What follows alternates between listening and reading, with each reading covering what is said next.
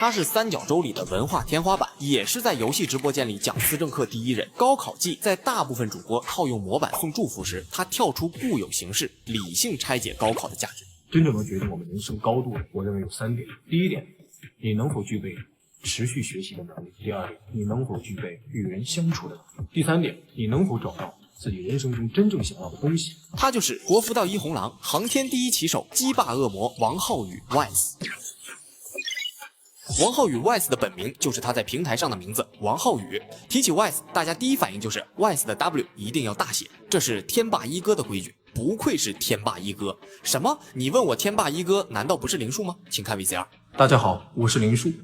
那么这一时刻又有兄弟要问了，写成小写会怎么样呢？天霸的年会往事会给你答案。在当年天霸工会举办线下年会，工作人员在制作宣传物料时一时疏忽，将他的昵称写成了小写 Wise， 然后他拿过话筒，围绕为什么首字母 W 必须大写讲了近20分钟。这份对格式的较真，以及从最近他给大伙儿的高考祝福就可以看出来，这位天霸一哥可是个正儿八经的文将，而且还是个有原则的文将，不管是做事还是看问题，都有着自己独到的想法。王浩宇是个不折不扣的学霸，可以说以他的能力，无论是在哪个行业都能够有一定建树。在大学期间，他仅用1年半就修完了4年全部课业，随后他便在课余时间自主创业，开办健身房，运营俱乐部，靠自己的能力赚到了人生第1桶金。临近毕业，他更是拿到了新加坡国立大学的研究生录取 offer， 还曾计划备考清华大学马克思主义学院，立志成为一名思政课老师。在旁人眼中，他本会顺着这条世俗眼中的最优解道路稳步前行，可热爱让他做出了一个出人意料的选择。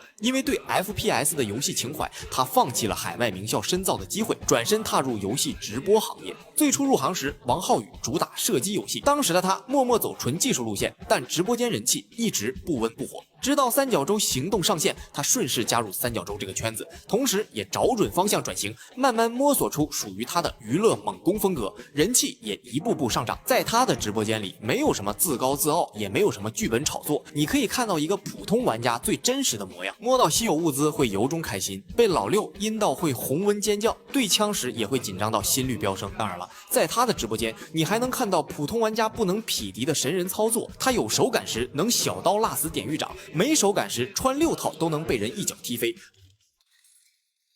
爸！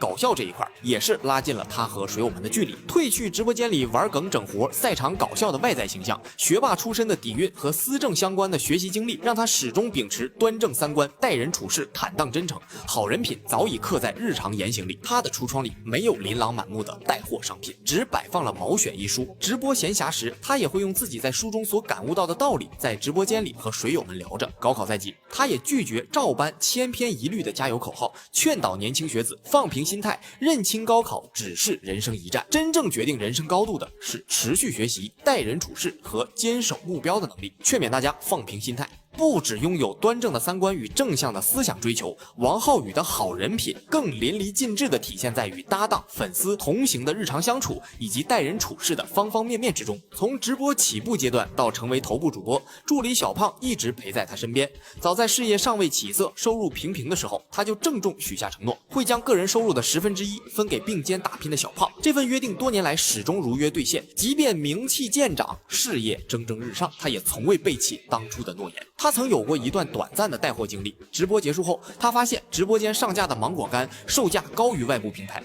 意识到此前承诺的全网最低价沦为不实宣传后，也是第一时间公开致歉，并给所有下单的人双倍补发货品，主动自掏腰包补齐差价与货品，哪怕自己有亏损，他也依然为自己的失误买单，为他自己说出过的话负责任。还有一段深夜连麦的故事格外让人动容。一位粉丝遭遇人生重创后患上心理疾病，正是靠看他的直播慢慢痊愈。您的这段话呢，堪比100个嘉年华。话用金钱来衡量您这句话给我带来的情绪价值，好吧？而看着粉丝一步步走出心理困境，王浩宇满心欢喜，动容落泪，就是感觉自己做的事情得到了真正的认可的这种感觉。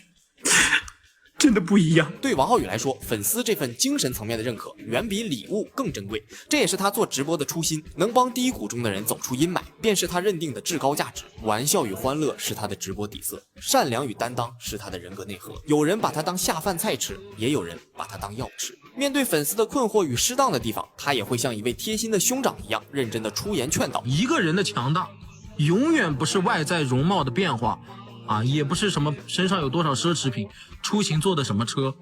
一定是内核的强大。不摆架子，也不刻意指责，一步步引导粉丝摆正心态。身处流量行业，却始终纯粹本心，真心对待每一位粉丝。或许这份难能可贵的赤诚之心，正是每一位粉丝喜欢他的原因吧。